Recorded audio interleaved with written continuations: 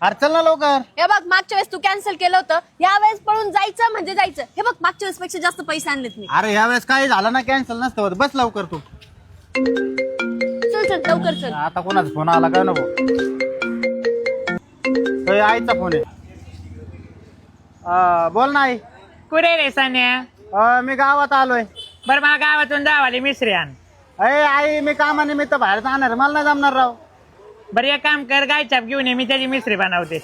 मला गाय छाप पण नाही जमणार आणायला आणि मिसरी नाही जमणार. ते एक काम कर, पप्पाला सांग, पप्पा आणते.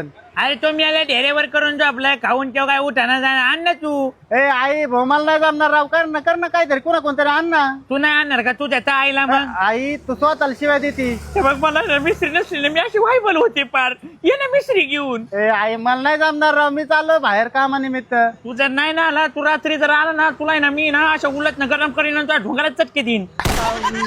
बर आलो. हा आपण नंतर पळून जाऊ भाऊ. मला ना चटक्याचं लय भ्या वाटतं. मला घरी जावं लागेल. उतर ना. आता अरे चटके तुला माहिती कसे बसते.